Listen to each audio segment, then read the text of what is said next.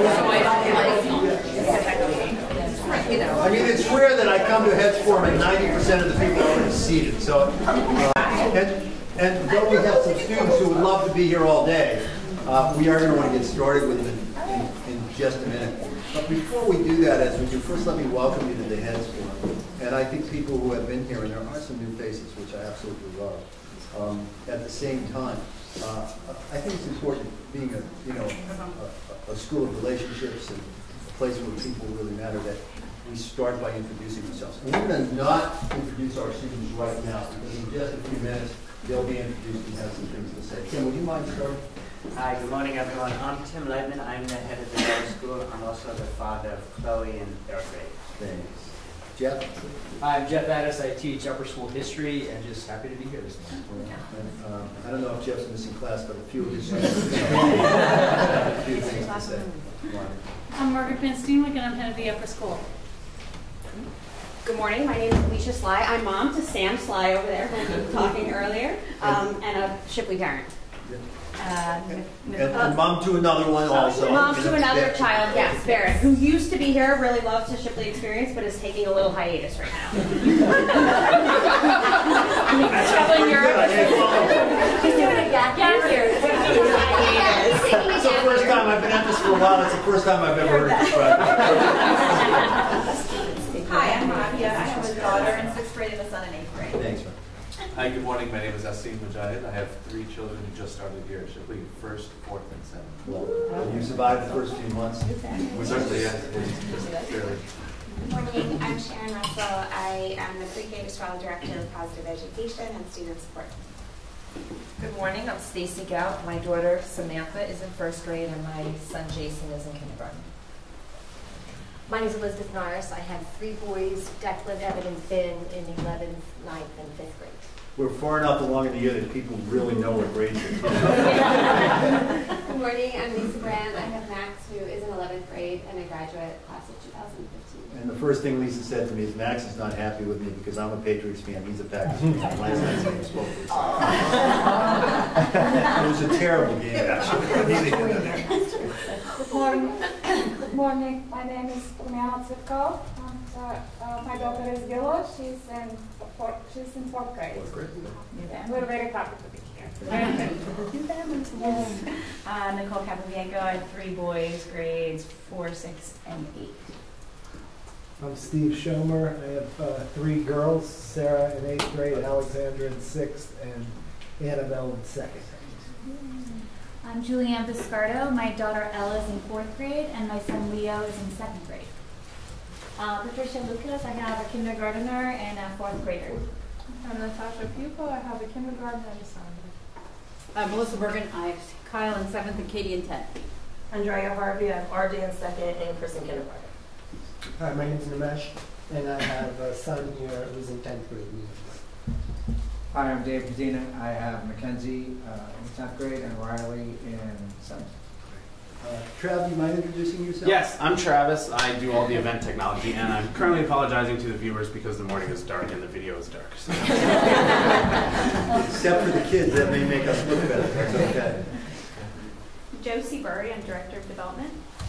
I'm Wick Devitz. I'm CFO here at the school and have a daughter, Lexi, in 11th grade and one graduate Brian Jacobs, Director of Diversity and Inclusion. I'm Betsy Block, Associate Director of Development. 2 boys, a senior and a 9th grader. Thank you. Sue Mannix, Associate Head of School for Strategic Admission. Good morning. I'm Sylvia Spector. I'm the Director of Admissions and Tuition Assistance, and I have 3 kids who are graduates. Yeah. Hi, I'm Val Dillard, Steve Assistant. She actually runs the school. I'm Betsy Lishinsky, Lower School C. Did we get everybody? Great. Before we actually push the kids, first of all, I'm curious how many people live locally and heard that explosion last evening. So we actually had our house shaken. I thought I was, or so everybody knows at this point that was a tragically, fortunately nobody was hurt, but up on Dodds Lane, a house blew up, gas leak. Everything seems under control, and there didn't seem to be other damage, at least that I know of. If anybody knows differently, please. But the owners weren't in the house. It's a house that's being renovated. They were not far from it when it happened, but thank God nobody was hurt. And If you follow, you know, it made me really think twice because a few weeks ago, I'm sure you picked this up in the news, in the greater Boston area, where there were a number of explosions as a result of gas leaks and other things that happened up there. It makes you think twice how lucky we are at the same time to be really careful. I do want to, before I start, actually also acknowledge Special Olympics of this past weekend, which were absolutely terrific. And also the ALS walk that took place this past weekend, where Foo Fighters, the Shipley group, raised over $70,000 from the down. It's a great cause. There are so many great causes. And it's nice to have our children in our community supportive of it and many others. Before we actually, I think everybody knows I take the time to review the mission, no matter where we are. It has long revolved around educational excellence, love of learning, passion, participation in the world. And you'll get to hear some of that when our students actually share in just a minute or two. And of course, with that is our community commitment. You know, Shane, would you mind reading it for me? We are committed to cultivating an environment where all members of the Shipley community are engaged, feel respected and valued, grow as individuals, strive for excellence, and have the opportunity to do their best work. We honor and value all differences and are committed to being a safe and inclusive environment for all people. It's something that we keep coming back to and believe is important. Obviously, it's a place where Brandon spends a lot of his time and work, but it's something that I'm proud to say I think the community has taken on in a really important way. As we can see with the Special Olympics, as we can see with the ALS walk-in, as we can see in day-to-day life. Here's what the agenda looks like for the day. Opening comments, that's where we go. We're going to hear low school reflections on the 4th grade trip that we'll see in Zahn. Then in middle school, Shark Tank wrap, we'll hear this is Sarah. And then the upper school, and students will be reintroduced, but that's from Jeff's Monument class, and talk about the Harkness method. Jeff will introduce Josh, me, and Kenzie, but I think you can find it to be really worthwhile. What we have come to as a school is understanding the important role that our students have in the process, and I'm a believer that they tell the story far better than I. So with that, what I'm going to do is to ask Tim if he'd be kind enough to talk a little bit about it and introduce our lower school students, and we'll go from there. So I'm actually not going to say much. The kids are going to introduce it, but I will preface what they're going to do by saying in 4th grade there is a shift to more content-driven learning, and particularly embedded in the social studies work the kids are doing. And they also do a lot more writing. 4th and 5th grade, there's a lot of learning in different and using different genres and practicing just developing kind of their writing chops. So the kids are going to introduce what they're doing, and they're going to share a piece of writing for you. And she's going to go first. Come on now.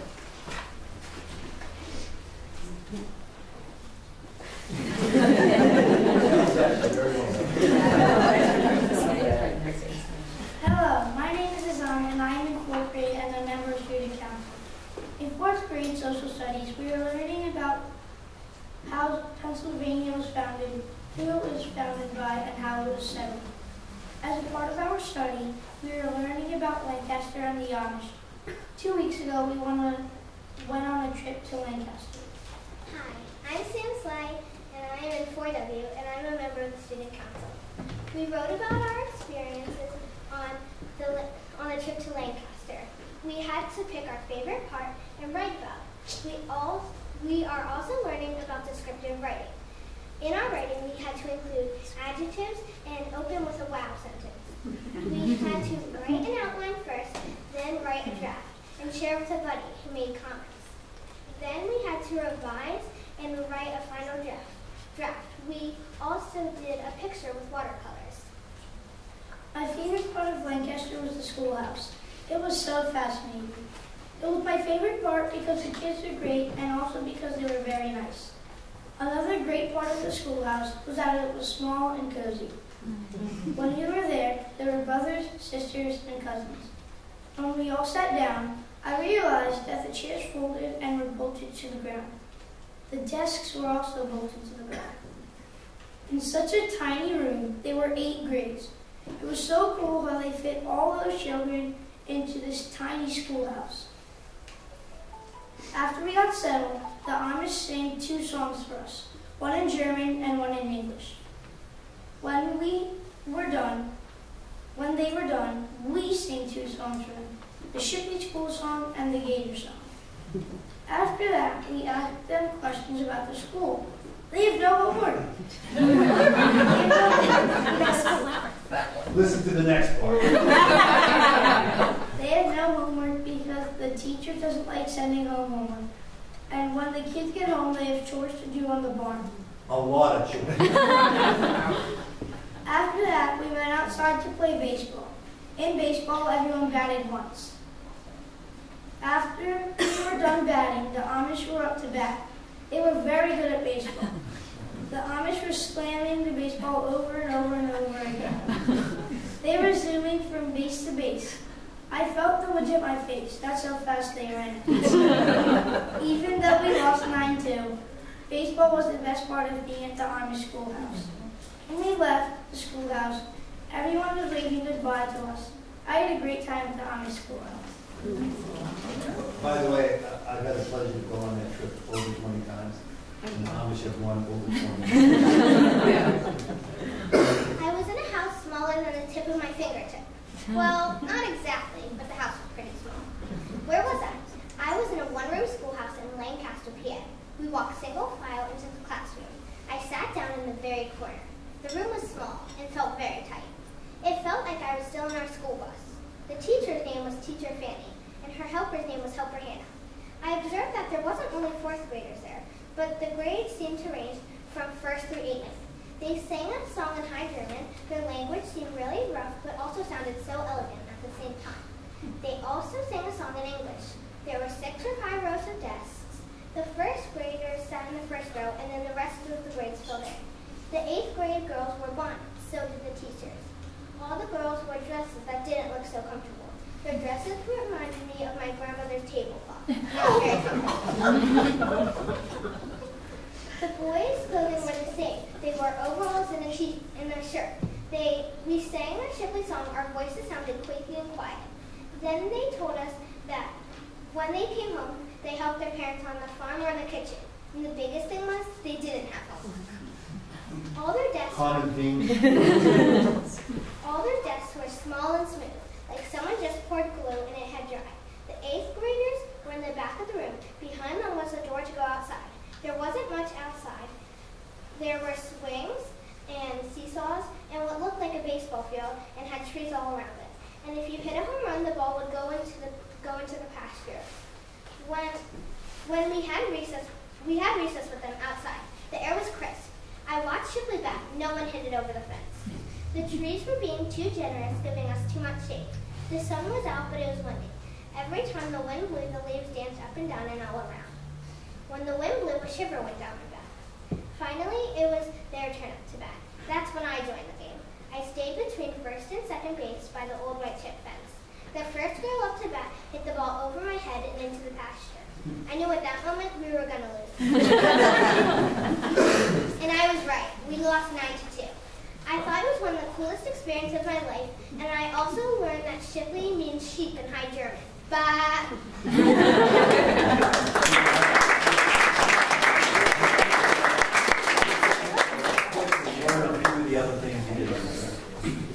We went to Good and Plenty and had the best fried chicken. And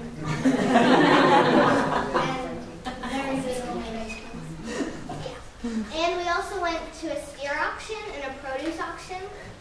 And what did you think of that? How was the experience? I didn't like the steer auction. They were whipping them. No, they weren't. Yes, they were. So everybody knows, and this question, it didn't get asked this time, but the question was asked because they do use a whip, and they try to direct with it. And what they'll tell you is that they're not whipping them. What it looks like on both ends, you can see it lots of different ways, and it's a completely different way of life, not just for our kids, but all of us who are there. And it really raises exactly the kind of perspective that you have, when you see kids here. Any other last reflections? You like the trip? Yeah, and we also went to a farm. Yeah, say a little bit about the farm. We watched the cow get milk. Her name was Nancy. We saw ponies, horses, mules. We went on a hayride. The mule was very loud, and we also did a lot of hay jumping. We went in a buggy, and we went in the house. And it was a good experience?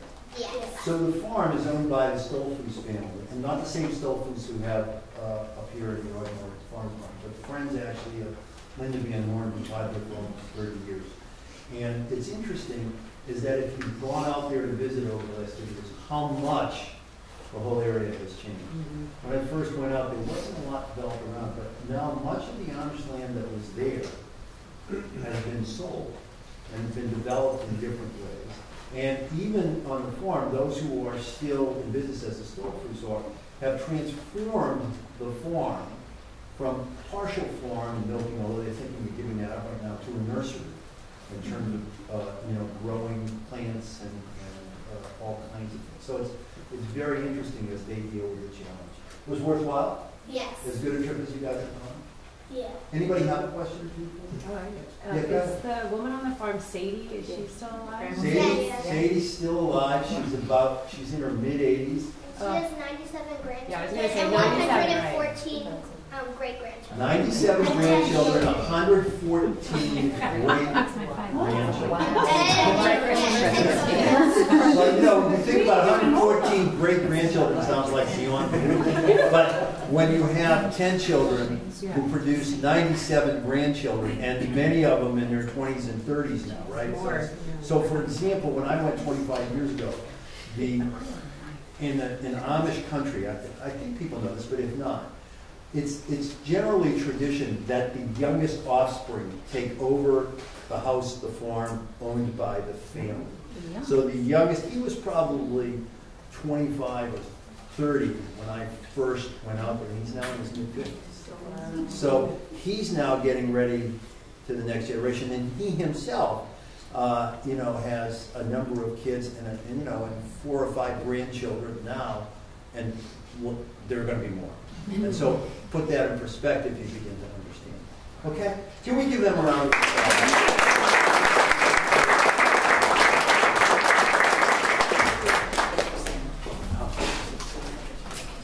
So while they're getting set up, I will just talk about briefly. The 8th graders have been working on the Industrial Revolution at the beginning of this year, and one way we want to work on having them practice public speaking, presenting in front of classes, to do a Shark Tank. So each group was assigned an invention from the Industrial Revolution. They had to design a sales pitch, and they had to explain how their invention impacted history going forward. And the date that we set was what, 18? Was there a fictitious year that you were in? We were in the 1700s. So you're going to hear one of the inventions and one of the pitches. There was a panel of judges who sat in, hadn't seen any work in advance, but sat in and then asked them questions cold, so they didn't know what questions we were going to ask as judges. So it's a really good experience, but they'll present and then we can take some questions. Hold one second. Yeah.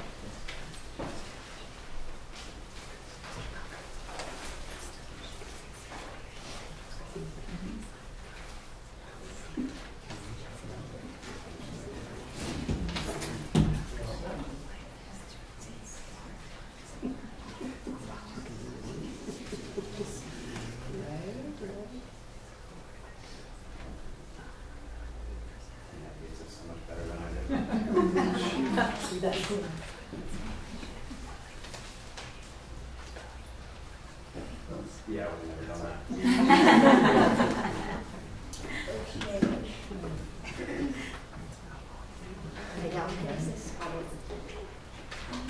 So for Nick and I's project, we decided to do, we got chosen the water frame, and it's one of the most important inventions that started the Industrial Revolution. And so we had to present our invention in a creative way, so we decided to make a raft. So here you go.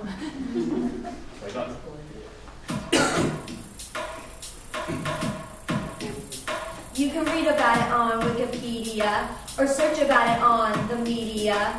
Learn about the change maker of the time. Now sit back tight, because it's going to be a ride. It's the 1760s they created some machines to do the work for all of us who left them be. They used only brain cells to make things work. We can now work at factories or even the clerks. Richard Arkwright had a fantastic dream of building a water-powered cotton machine. He used to make wigs that people wore on their heads, but now that industry has sadly gone to bed. Uh-oh. He called the invention the water frame, spinning cotton into thread, that was his aim. He partnered with a man whose name is John Kay, and they worked really hard to save the day. After Arkwright made this spinning machine, spinning many threads, the people beamed, building powerful factories 24 hours a night, giving people a chance to work for economic rights. No matter the task, how big or small, Arkwright worked really hard through it all.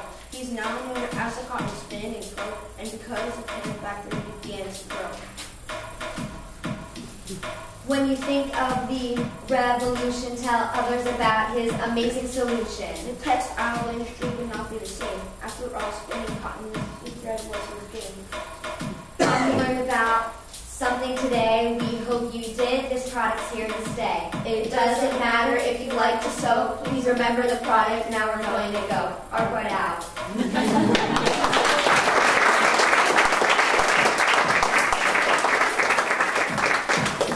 You'll be able to see them both in the musical later.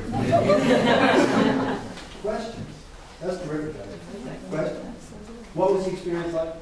It was really exciting because I love when we get to use history and like facts and get to turn it into a creative thing.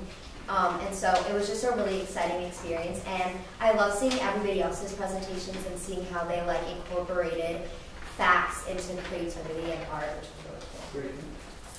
So kind of like Sarah, it was really fun to just like use our knowledge of this product or this invention and put it into something really fun, like a rap.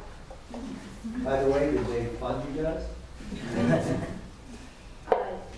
Yeah, I think we did. Yeah. I was one of the judges. How much did I give them? I may want to buy in. It's your money, Todd. Let's get it right. That's the school. Any other questions? Yes, go ahead. How did you decide to do rap? It seems it worked so well, and yet it's such a contrast with the time period. We had like a bunch of options for things we could have done, and there was an option for a song which really stood out to me. And also, when I was at my other school, I did a project kind of like this, and we did a rap, and it was really fun. Yeah, we wanted to do something different than just doing a regular presentation or building a model, because we're also that artistic in the sense of like building things. So we wanted to do something different that nobody else would do, so we decided to make a rap and make it modernized too. By the way, if you think about the time frame, Hamilton, the show. Yeah. Anything else? Yeah, you mentioned how you went through a bunch of facts and you put them into a creative, like a jar.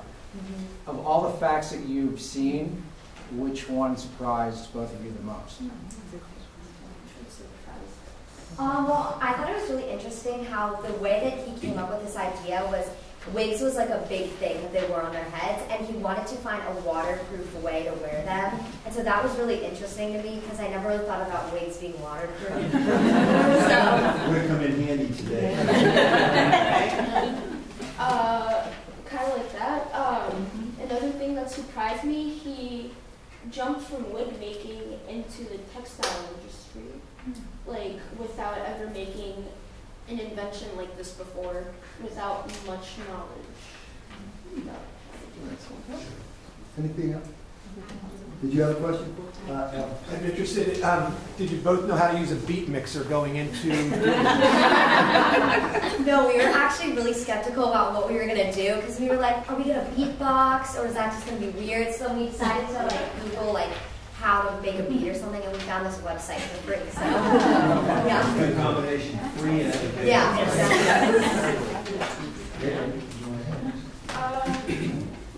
There's just a really good example. I appreciate that you asked that question. There's some things that kids take risks on that you have no idea that allow them and us to grow, which is really. Can we give them a round of applause?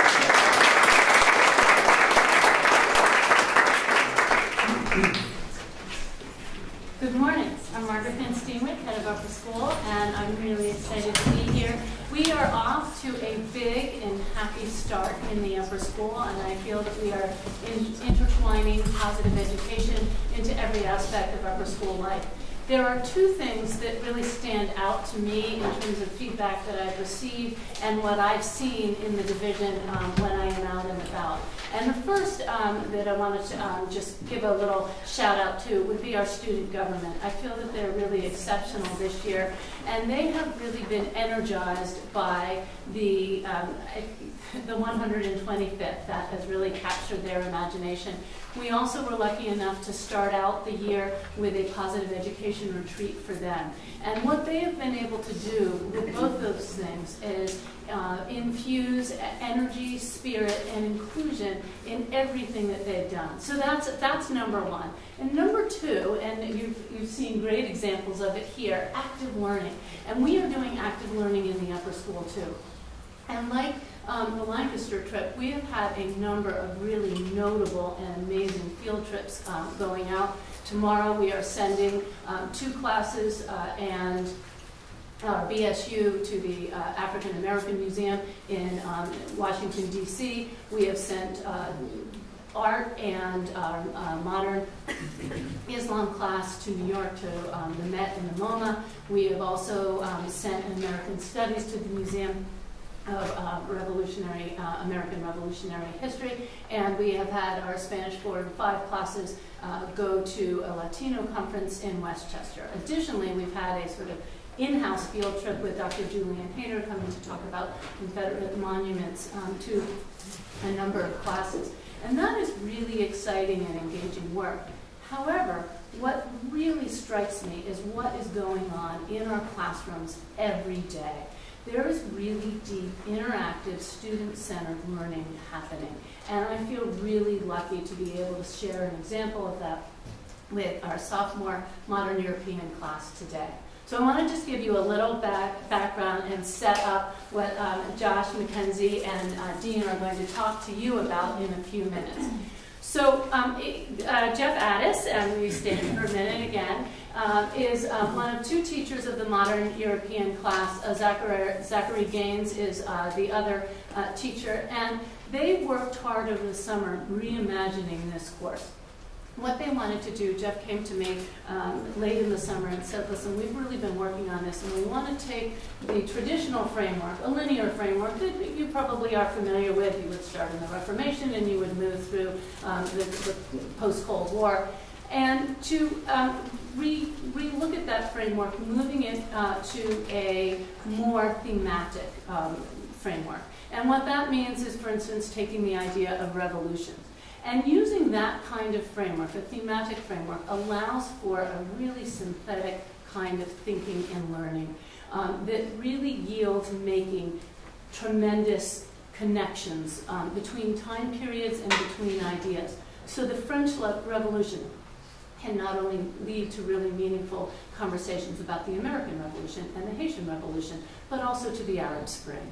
And you are going to see how this sort of unfolds when you hear from the students.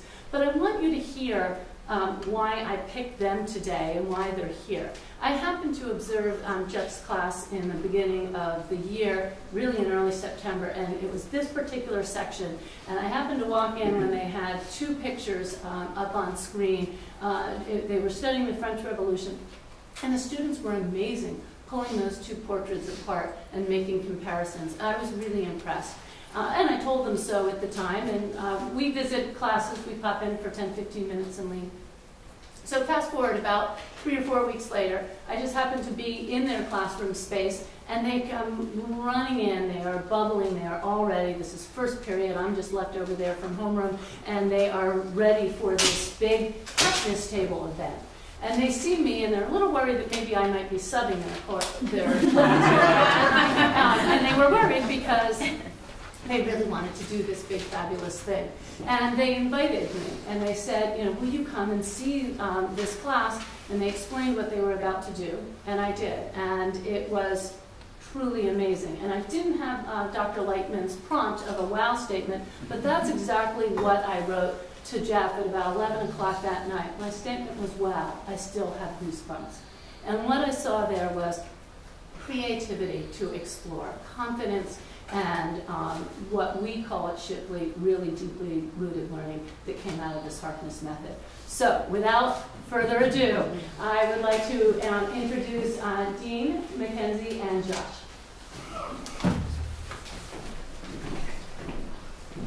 Hello, I'm Dean.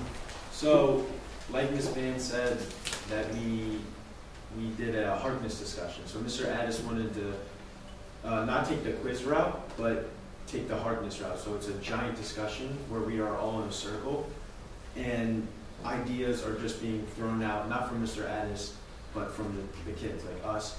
And it's just a giant discussion about how the French Revolution, or the Haitian Revolution compared to the French Revolution. And it was it was my first experience. It was great. And our main goal wasn't to put someone down with like your idea is wrong, or the way you're thinking is wrong. It was more of like, if you're not speaking, how can I interact? How can I get you to interact with everyone? Or your idea is valid, like see it from my point of view, or vice versa. But the prompt that Mr. Addis gave us was how the European Revolution, if at all, influenced the Haitian Revolution.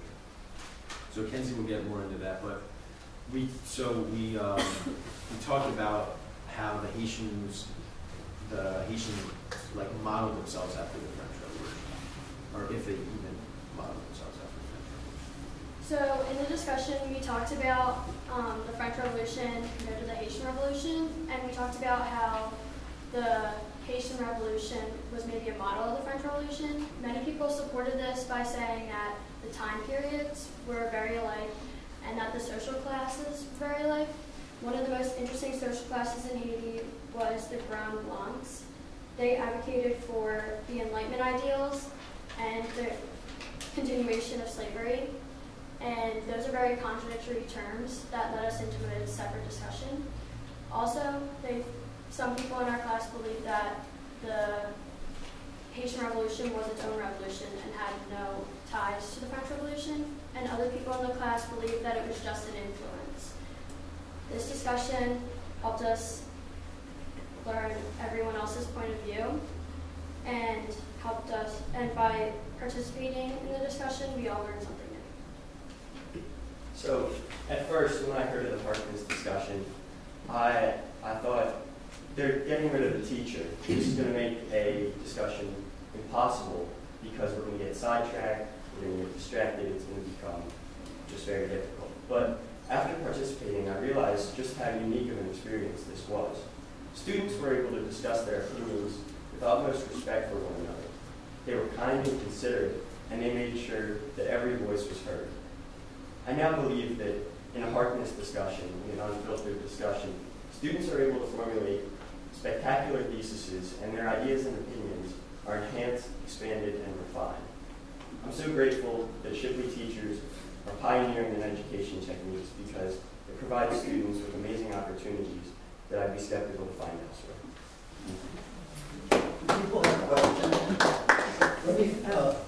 How was the room set up? Were you like in your different groups? Was someone standing and sort of leading the discussion? So the way our desks are normally, we're at tables. So our table's like a giant U. Yeah. So it just happened to work out perfectly because we all just sat in our normal spots and we just talked across each other. For those who don't know the history of the Harkness tape, we got to go to Exeter, Phillips Exeter Academy years and years ago.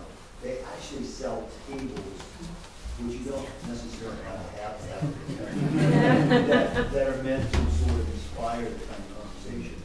And as I think all three students have suggested, it really is a basis where the teacher, it's not that he or she's not involved, it's that you're the consummate facilitator, which means knowing when not to talk as much as you want to, and the students take control. I know others will say things, but I love. Did you repeat what you said about respecting each other again? Yeah, the students were kind and considerate, and they made sure that every voice was heard. So that meant that one of the requirements, especially, was you should all go to Washington very soon. Please. So, for Margaret and Mr. Adams, would you say that this would be a really concrete way of explaining to the parents, like a way that you incorporate positive education into the? It sounds like there's like a lot of viewpoint diversity and maybe Jeff. Yeah, Jeff. Yeah. So, I was assessing not just, students using the primary source documents and so on, but I think Josh, you're about to say including others, and it was said, I think, by Dean as well, right? And so next to their names, I would write an A for argument, or a T for textual evidence, a Q for question, thank you, or an I for includes others. And so at the end of the day, they got to see the letters next to their name, and I think that's really powerful. I think it does speak to perspective, but also taking care of the class as a whole. And it was really neat to see us kind of collectively, and as Dean was saying, collectively jump into this activity and not say, this is my argument, this is my stance, and it's my job to kind of defeat you or win you over. So I love that aspect. And right from the get-go, this was 5 points only. And as Margaret, I think, said to me, Ms. Van said to me afterwards, you couldn't tell that. That these students were so into it that it seemed like this was like the midterm, And I love that it wasn't a normal quiz, and that each student got to find, I think, their unique voices on this topic. And yes, I was going to say, just having that conversation, first, and Josh mentioned this, but how nervous he was at the onset. And that's true with it. I bet Jeff was nervous too. Especially with me. But notice too that this is a modern European class. We're talking about Haiti, right? So Mr. Gaines and I, we really wanted to take a global perspective in the course. And so that's another kind of a macro level, including others, right? And so thinking of the Haitians' point of view. And oftentimes this topic has been seen as a chapter or an offshoot of the French Revolution. And we really wanted to raise that question, how Haitians themselves, to even today, how they talk about this event. Yep. So was it hard to have to make your point across when you guys you must have to have read a lot on both of the sides. So how did you guys take all in kind of like make that questions and back and forth, like that connection between the Haitian Revolution and the French Revolution? That's pretty interesting how you guys were able to make that connection, right? Was it hard? How would you guys? Mr. Addis assigns like a reading for us basically every night for homework, which gave us both sides, and we talked about it for a long time leading up. But also during the discussion, we did have our primary sources out just to confirm and talk. But it was also a good way to, it was like him kind of testing us to see if we actually did our work. I'm so glad you did that. It was like we had to come prepared. He wasn't going to be like, here's this, here's that. It was all you. So it puts responsibility, and that's actually what the question was asked as a integrate positive education. If you follow positive education, those things are fundamental to it. So it's, if you've watched Jeff's a very talented teacher. This may be somewhat new, but that kind of risk-taking, but also affirmation for the kids goes a long way to create what we want. And I know from experience that part of what he and Zachariah and others are doing is saying, where do we want to get to this? How are we going to get there? And obviously, the students won't do it. Well, that's the great point, because having the right information to be able to have an interesting conversation, like back and forward, that is the main point, and be able to put out information that you just have available to you. That is not. And by the way, implicitly, if not explicitly, it raises the expectations as time goes, right? As you see you do. Elizabeth, I know you had a question. I think this is a great way to talk about things and have those kind of dialogues. How well does it work with a student that might be a little more self-conscious talking in a group, or shy or sharing their opinions when it's an assessment also? Yeah. Do you all remember anything I said, especially at the end of the conversation? If students felt that their voice wasn't fully represented? Yeah. Mr. Adams mentioned that if students were shy to participate and they felt that their voice wasn't accurately heard, that they could share with him their notes in preparation from the night before, and that they could be graded off of that in their performance. And I think that we created an environment where there were no right answers and no wrong answers, so that meant that every student was able to feel comfortable because we were all talking. Did everybody speak up? I did. That captured it. And all the passion of both revolutions, reading from the Declaration of Rights of Man, and that it was How has this experience changed you guys, how you now interact in your other classes? Like, are you better listeners? Do you think you're more inclusive of people? Like, not taking this sort of awesome model for modern history and applying it to different classes that you guys are in? Well, I wish we could do this instead of other tests.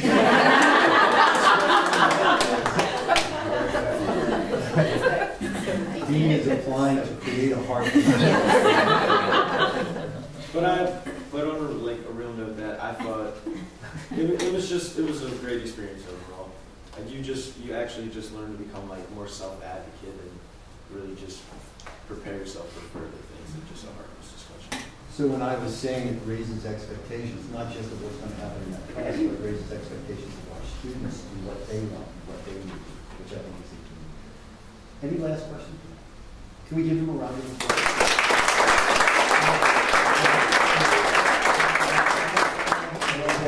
All of our students did a terrific job, and I hate to break the news, but class is coming your way right now. Take a break in. Right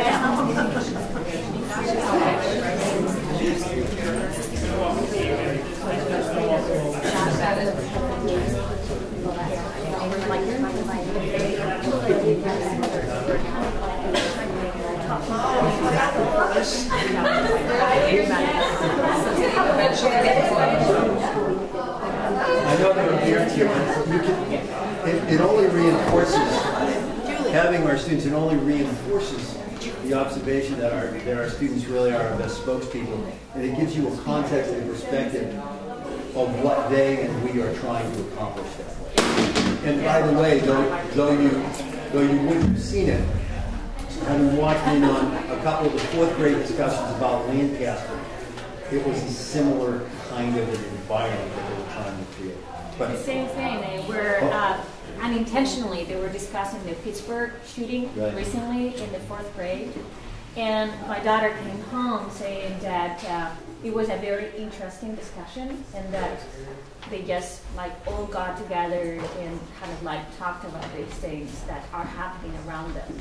So I thought that it was great that they have the ability to discuss these things that are actually surrounding them every day. So it's important that we do that and we put it into context. And obviously the Pittsburgh tragedy, one of the things that the class was talking about, and it didn't come up here, but it did implicitly, is that one of the points of history, as we know it, is learning from it, being able to be creative and all the things that they said, but so that we don't necessarily repeat it. And that's a part we haven't done as well as we could.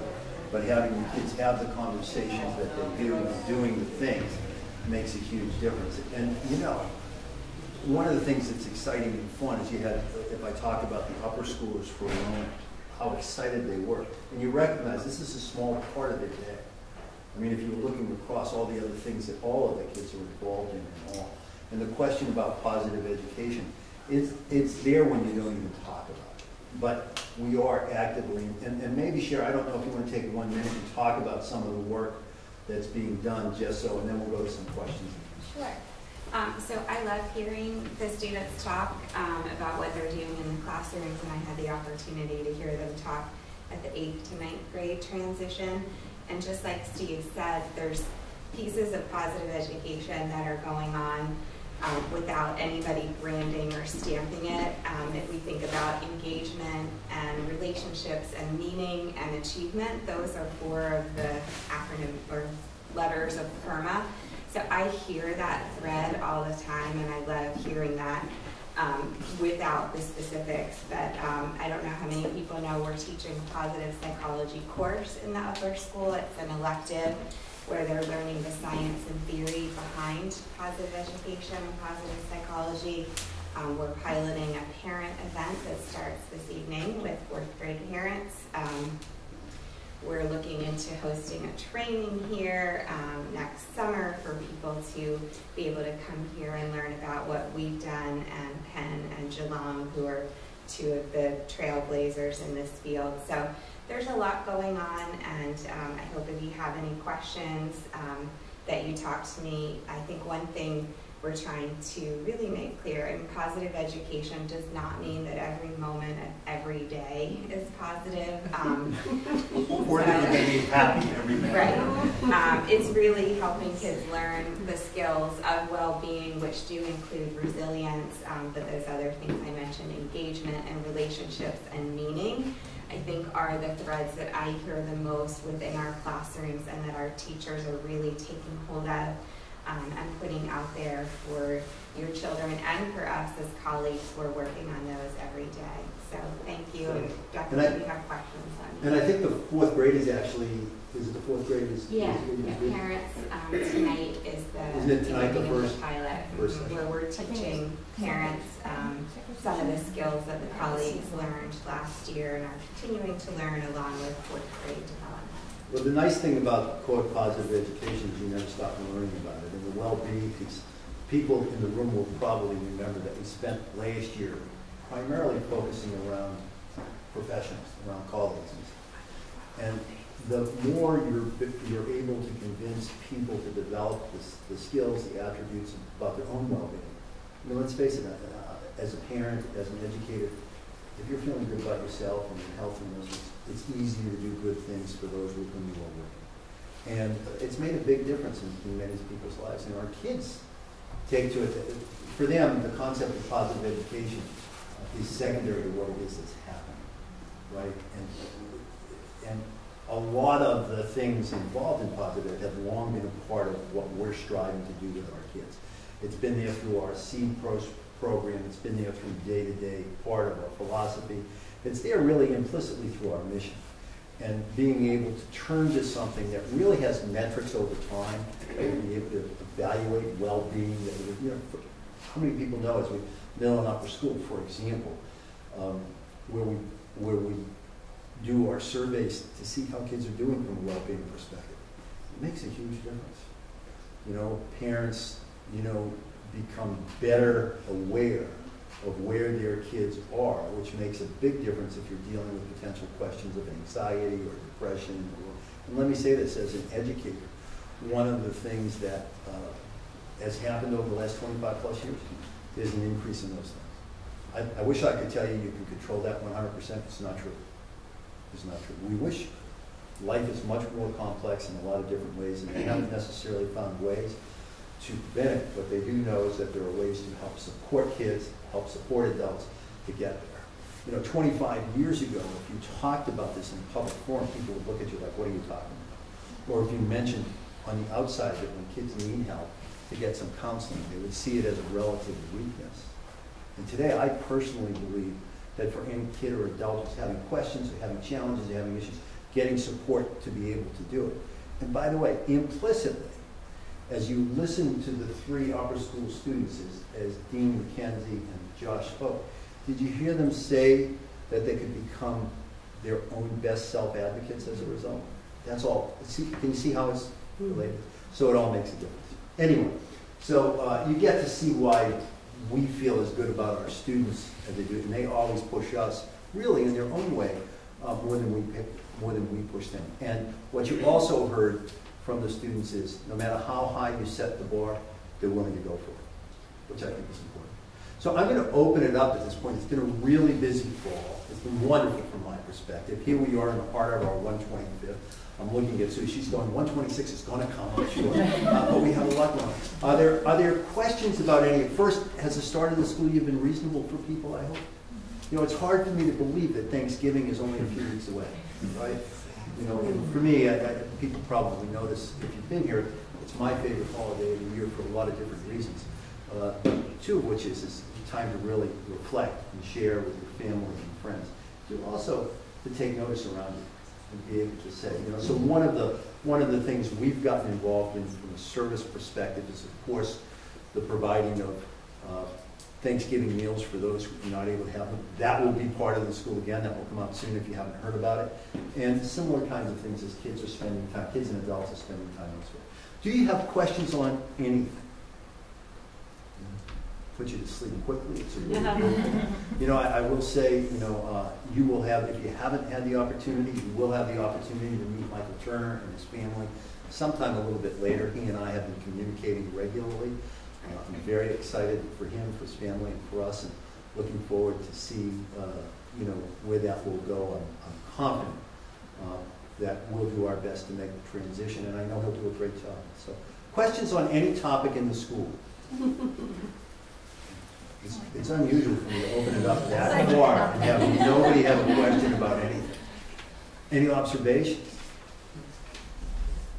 Yes. All right, I'll give an observation. I feel like this school year's been great. I mean, I loved the Super Saturday. I felt like that was such a great showing for new families and old families, and so many faculty administration were there. And then the fall festival at Shops, like to have that as the ending of like free for 2.5 really great days, and then to have that beautiful Saturday with. Well, that's particularly nice because it sets the tone for next year when you're co-chairing the shop. So. That's true. That's true. But I feel like it's been a really good, vibe with kids, even at games that I've been at, with like upper school students coming to support each other, and I thought it's been nice. That's nice to hear.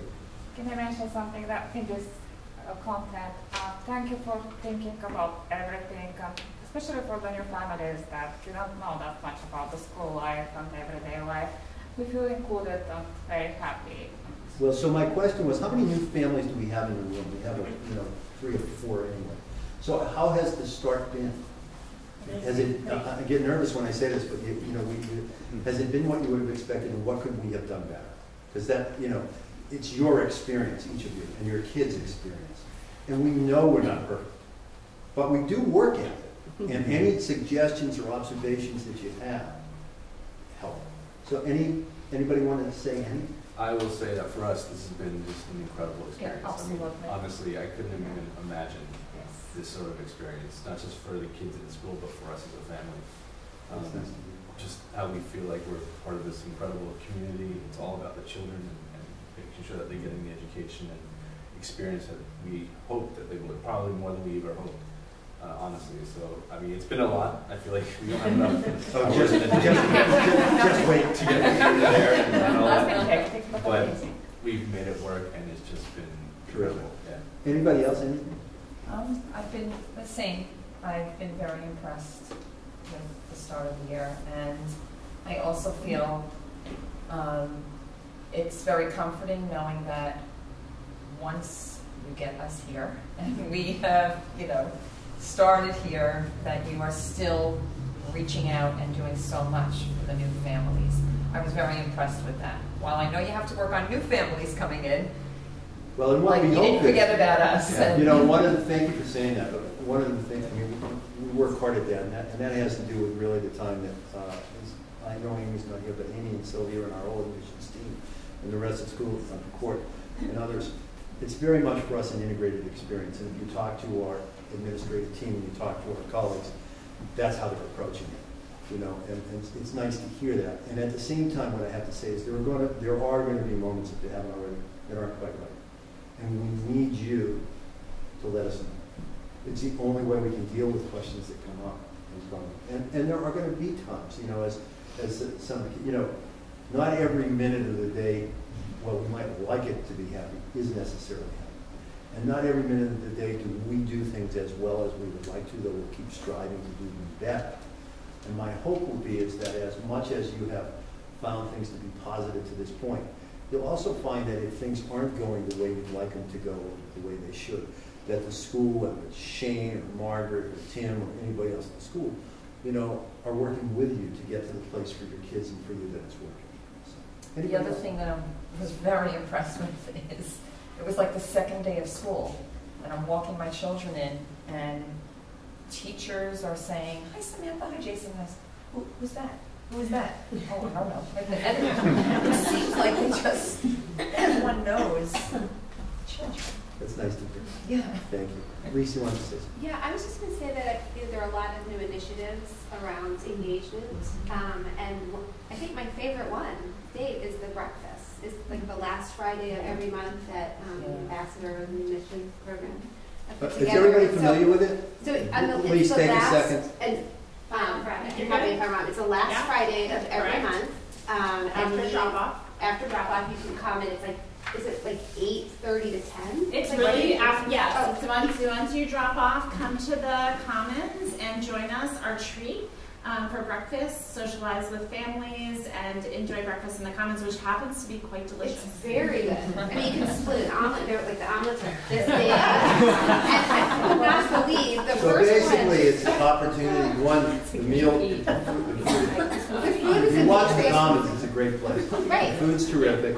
You get a chance to socialize with each other. There's no formal presentation. Simply, you don't have to listen to me or Shane or somebody push you to sleep. No, it's a really nice event. But yeah, because I met a lot of lower school families, a lot of new lower school families. I have a 21-year-old and a 16-year-old. I'm so far removed from the lower school, so it was a great opportunity for me to. Here's the scary thing. I remember when they were that age. And I had seed that day, and I got there at like 9:45. And we were still eating. And you were still there. Hold on a second. If you choose to eat an omelet by yourself, you can start at 8:30. It'll still be huge. It's actually better than egg white. It's an opportunity to make whatever you want. When people ask me what happened at the Heads Forum today, I'm going to say we talked about omelets. Any other questions or comments or observations about anything at all? I'm glad to hear. Those who aren't new, is the year off to a reasonable start, I hope? Great. Yeah. Which is great. No other questions?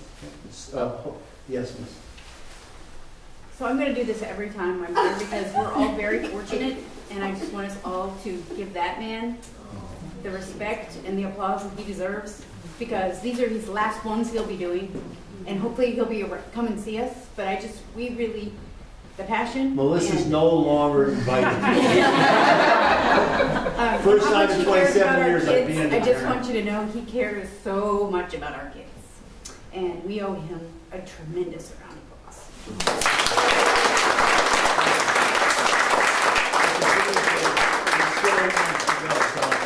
Sue, did you want to say something? And you probably were going to do it. I just wanted to make a plug for two things coming up. Next week, next Thursday, Rob Evans is going to be here for a parent program, 8:30 to 9:30 in the gray box.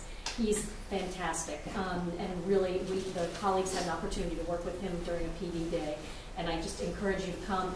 We will, and I'll put this in the email that's going out today, the Brownell parking lot, we're going to clear that out. So there will be parking, and since it's 8:30, you can feel free to park kind of around the circles. But I highly encourage you to come. I don't think there's free breakfast next Thursday. But well, there will be, no, hold on, there will be coffee and everything will be served, so get there. So please enjoy. And then next Monday, we will be distributing the Outlook Management satisfaction surveys, feedback surveys for our constituents. The parent survey goes out on Monday. This is the 5th time since Steve has been here that we've done this. The data is really important to us. Not only do we get to look at it kind of longitudinally as we see how we progress and where areas for improvement are, but it also enables us to kind of compare our school to other schools. And just to echo what Melissa said, Steve has really taken the leadership on this and said we always want to get better. We want to hear from our people not just what's going well, but things that can be improved. And frankly, I can't think of a more generous gift to be providing to our Michael Turner, the new head of school, because this is going to go to alumni, this is going to go to students, grades 6 through 12, parents, as well as teaching all colleagues. So there's a slightly different survey that goes to each group, yes, exactly. Of course, but parent input really matters. And if you're really happy, fill it out 4 times and fill it out once, please. Now look, if there are 2 parents, then obviously you can fill it out twice. I mean, it's your perspective on things, and it's relevant and important. And we love 100% return on it, but we're realistic about that.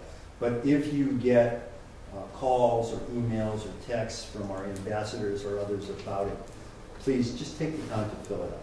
There'll be a link, you'll be able to do it, and it is the 5th time we will have done it. And by the way, Kevin Graham, who's done this at I've forgotten how many different schools. So do you remember this? Hundreds, yeah. At this point, will be here in the spring to present for parents and other constituencies, whatever it turns out. Okay? Anything else? I do want to reiterate the Rob Evans event next week. It's Thursday. He's actually speaking at an event that coincidentally is here the night before for trustees of all schools in the area. And that morning, he's going to be nice enough to do a presentation for our parents, which, by the way, is also tied to exactly what we've been talking about. The question of, parenting is not easy. And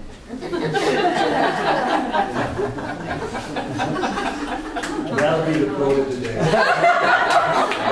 That'll be in the heads letter sometime this year. You know, it's just, you know, we all know it. You know, look, it's the only profession anywhere, well, that I know of, that all training is retrospective. And because it works for one kid doesn't mean it works for the next. And the baffling thing is when you get the third, if you do, how many have more than two? Okay?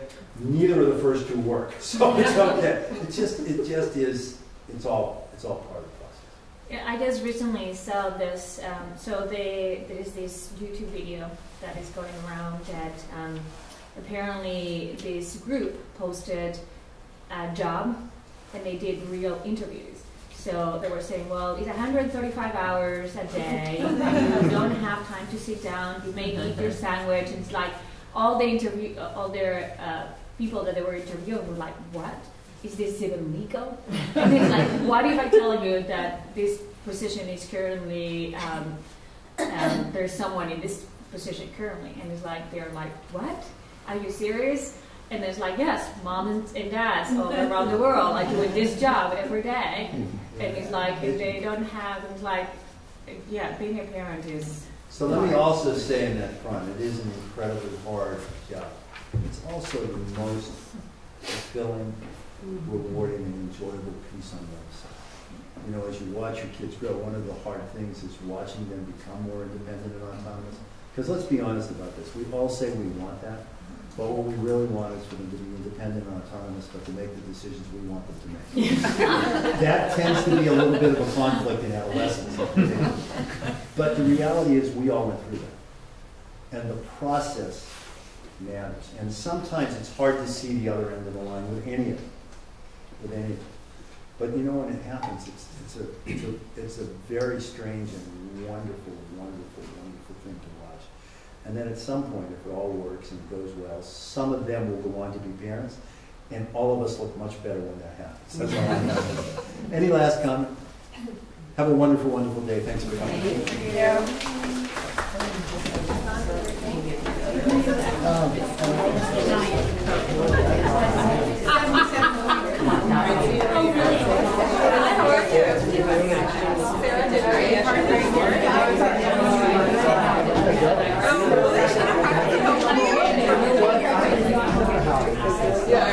Your white part is all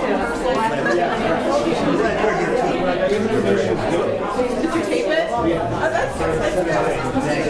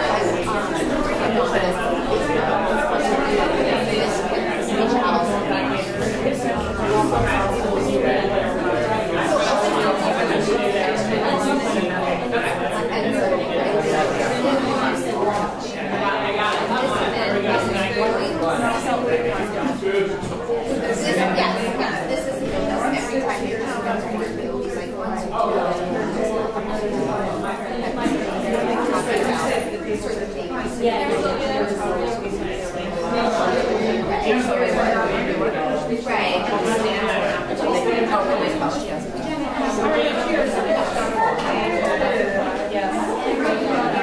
where's the old Now, meet you up.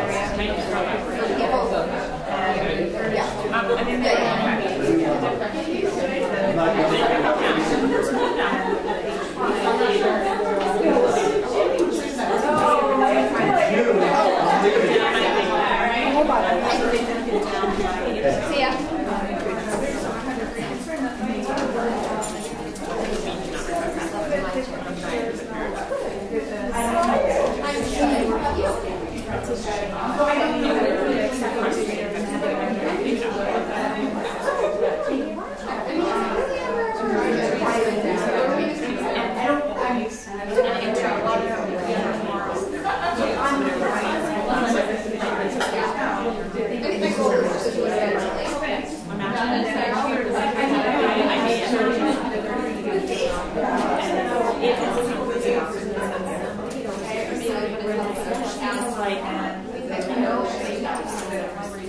It's just sort of one of those things where like, so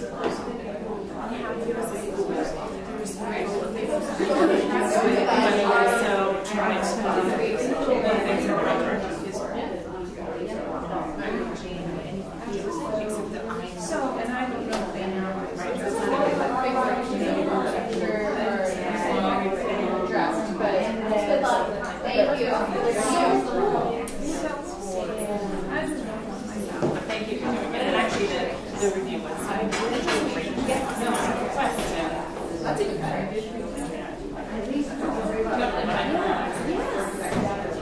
Yeah, and so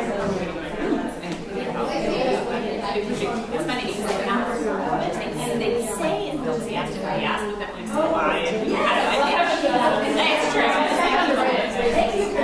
Right, and then I'm like, do I love them, or do I just like go and do it? I have a couple in the community where they have launching point ideas. Okay. That's helpful. Yeah, give a little bit more specific. Yeah, that's specifically yes. I don't know. Sounds to me. I'm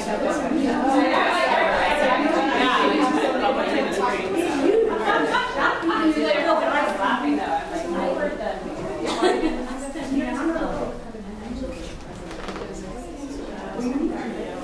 Oh my god.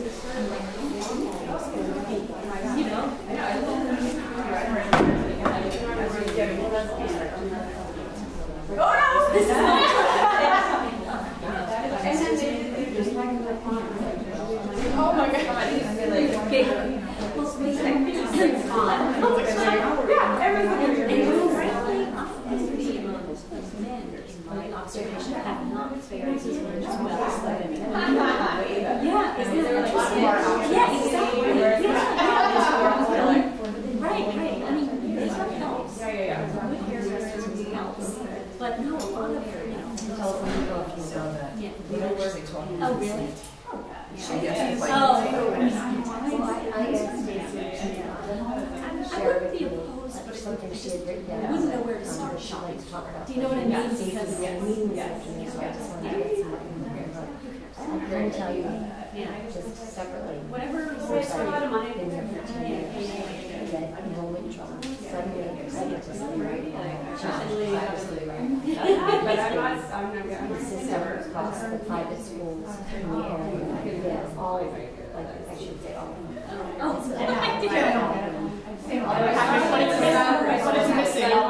Well, you know what I've noticed, and it's been on the list to get the new year those schools always have like nice glasses. And I think she's somebody who decided not to do it, but Well, it actually has already increased. Just so you know, there hasn't been anything that has happened that children are being hurt. Well, that's why I heard that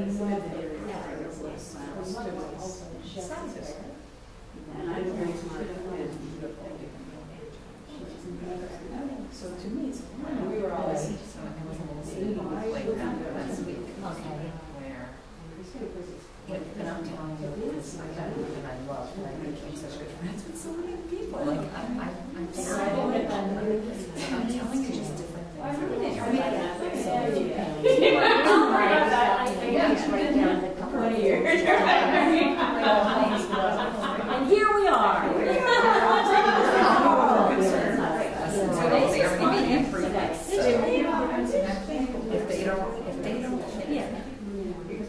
Oh, absolutely. It's supposed to be Friday. It's supposed to be Friday.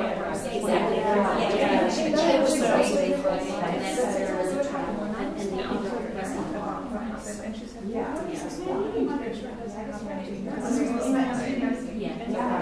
Because she's considering. I think that's right here. Yep. Well, I also have someone, and I'll bring this up, that is looking at the school. Yes, exactly. Let's always learn something too. Yeah. I'm just saying, some of the stuff that really Exactly. That's why I always because it's like I know that was a big so much. The fact that And looking around Is this after school or? yeah, it's like 3 and moving on. Yes, exactly. Yes. Sometimes people I was about to say, like, this person got great. Yeah. I mean, have you roasted? I really know. I think it was a preschool. Oh, really? Looking for a while. I've heard that nice. It ended up, I found. Right. Yeah.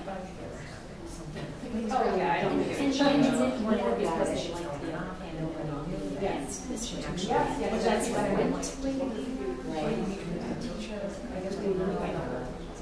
I don't know. So there was a miscommunication that led to people. Right, I think that's right. I mean, that's kind of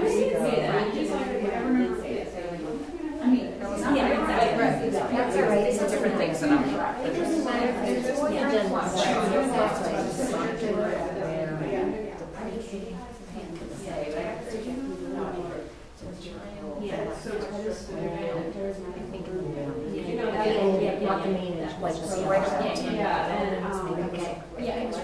I think that's it. I don't think it was that everybody was. I didn't have it's just that people felt this is this would be great. I feel like you don't, as a parent, you don't really get the full story, right? And I think that's know true. exactly what right. I could tell from the first one. Yeah. Just what things you brought up. Yeah. I didn't know that they were. Yeah.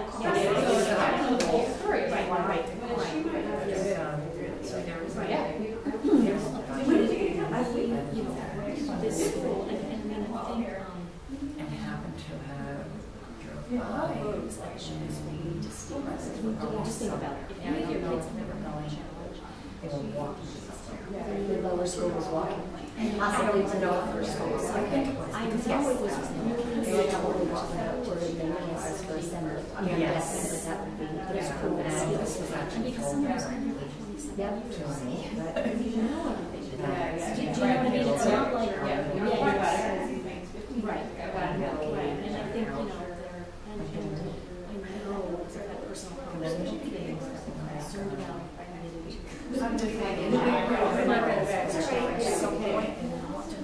even before the I wonder if it was kids. I'm just trying to figure out if it was kids walking to Ashland Park. I know he's like very excited. Get started. I think they have to. Although they have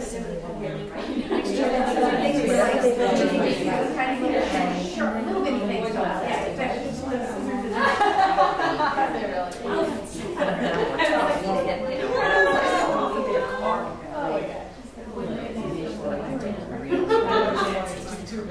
Yeah, I know.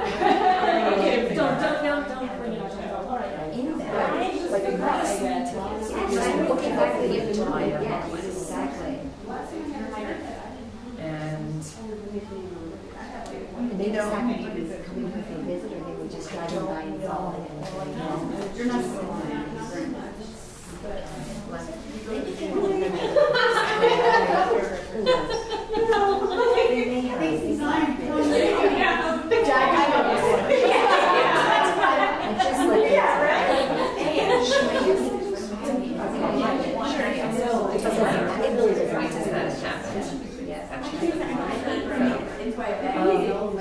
Right. I just don't want it. I need it. Right. It is nice. Before I go back to my it's nice to see you. Thank you for. All right, so yeah, we have a photo. Yeah, it's not funny. But I saw her earlier. Okay, well, that's the problem. And she, I don't know if they're photo yet.